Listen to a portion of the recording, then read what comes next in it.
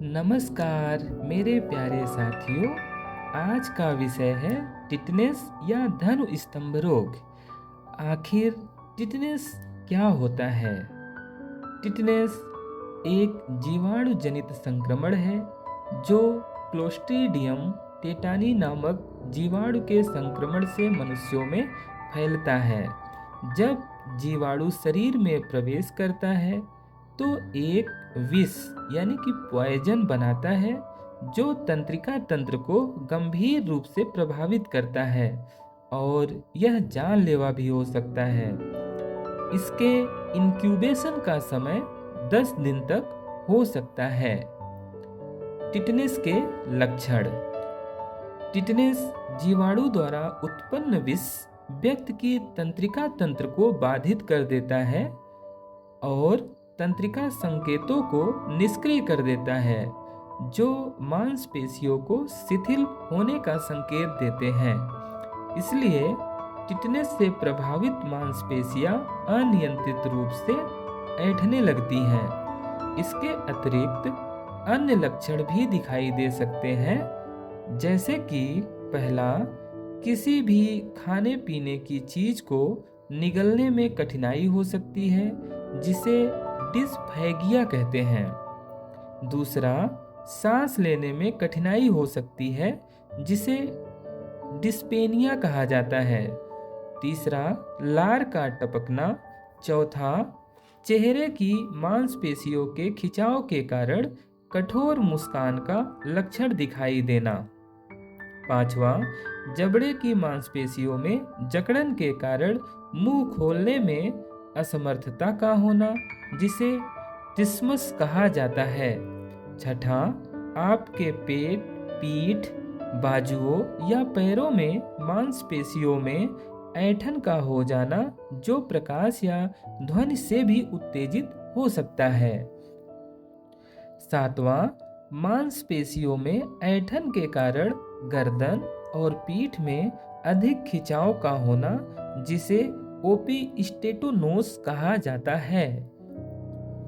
इसके अतिरिक्त यह सांस लेने और हृदय गति को स्वचालित करने वाले स्वायत्त तंत्रिका तंत्र को भी प्रभावित करता है, जिसमें शामिल हो सकता है जिसमें ऐसे लक्षण दिखाई दे सकते हैं कि पहला, बुखार और पसीना का आ जाना।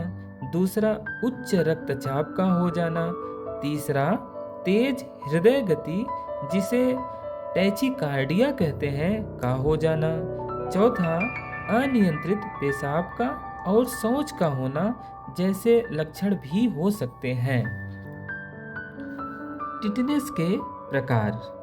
यह 4 प्रकार का होता है। पहला, सामान्य टिटनेस। इसमें मांसपेशियों में गंभीर संकुचन होता है, खासकर गर्दन और जबड़े की मांसपेशियों में। दूसरा, नवजात शिशु में टिटनेस। यह नवजात शिशु के जन्म से 28 दिन के भीतर अपना प्रभाव दिखाता है। यह विकसित देशों में दुर्लभ पर सीमित पहुंच वाले विकासशील देशों में सामान्य रूप से देखा जा सकता है। तीसरा, स्थानीयकृत टिटनेस। इस प्रकार के टिटनेस में उन मांसपेशियों में ऐंठन अनियंत्रित रूप से होती है जहां से जीवाणु शरीर में प्रवेश करता है।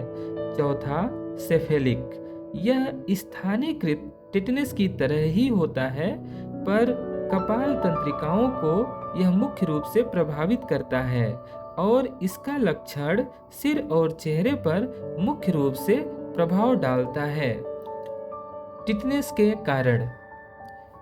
टिटनेस क्लोस्ट्रीडियम टेटानी जीवाणु द्वारा विष बनाया जाता है और यह व्यक्ति के शरीर के घाव में बीजाणु या बेसली, जिसे सक्रिय जीवाणु कहते हैं, के रूप में प्रवेश करता है और यह बीजाणु उबलते पानी में भी जीवित रह सकता है।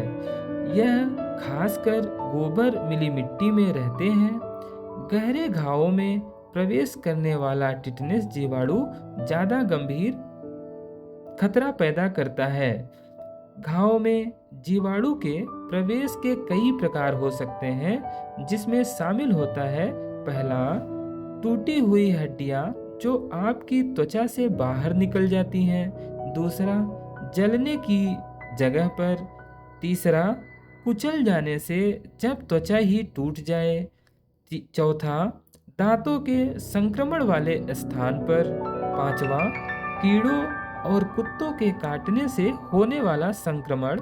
छठा, सर्जिकल घाव। सातवां, दूषित सुइयों या चिकित्सा उपकरणों के उपयोग से। आठवां, कटना, खरोंच या नाखून पर पैर का पड़ना इत्यादि। नवजात शिशु में टिटनेस के कारण जोखिम उत्पन्न करने वाले कारक। नवजात शिशुओं में टिटनेस संक्रमण के कारण होता है और यह संक्रमण का कारण मां में प्रतिरक्षा का न होने के कारण किसी भी घाव के संक्रमण के प्रति संवेदनशील नहीं होने के कारण होता है और यह घाव शिशु को गर्भनाल के ठूंठ से पैदा होता है। टिटनेस से उत्पन्न होने वाली जटिलताएं। कुछ जटिलताएं तो मांसपेशियों में उत्पन्न होने वाली ऐंठन के कारण होती है, तो कुछ स्वायत्त तंत्रिका तंत्र में गड़बड़ी के कारण होती है, जिसमें शामिल होता है: पहला, वायु मार्ग की मांसपेशियों में ऐंठन के कारण सांस लेने में परेशानी का होना। दूसरा, रक्त का थक्का बनने लगता है। तीसरा, किडनी खराब हो सकती है। चौथा, पूती। पांचवा, मौत हो सकती है। टिटनेस का निदान।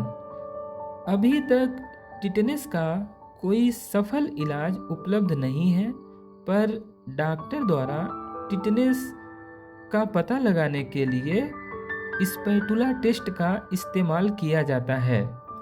टिटनेस का उपचार और प्रबंधन। पहला, घाव की देखभाल।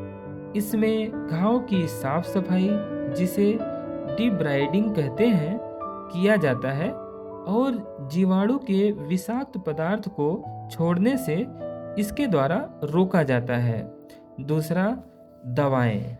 इसमें टिटनेस एंटीटॉक्सिन जैसे कि टिटनेस इम्यून ग्लोब्यूलिन, पेनिसिलिन और मेट्रोनिडाजोल जैसी एंटीबायोटिक्स दवाएं दी जाती हैं और मांसपेशियों को आराम देने के लिए बेंजोडायजेपाइन को दिया जाता है। तीसरा, प्रकाश और ध्वनि से उत्पन्न होने वाली मांसपेशियों की ऐंठन को कम करने के लिए मंद और शांत कमरे में आराम करने को कहा जाता है। चौथा, श्वास सहायता के लिए श्वास नली या यांत्रिक वेंटिलेशन को लगाया जाता है। टिटनेस का टीका। टिटनेस के टीके में बच्चों को DTaP, जिसे डिप्थीरिया, टिटनेस और पर्टुसिस श्रृंखला का हिस्सा माना जाता है, को दिया जाता है, जबकि वयस्कों में TD, जिसे टिटनेस और डिप्थीरिया का बूस्टर कहते हैं, को हर 10 साल में लगवाने की सलाह दी जाती है। तो दोस्तों, यह था टिटनेस के बारे में। नमस्कार।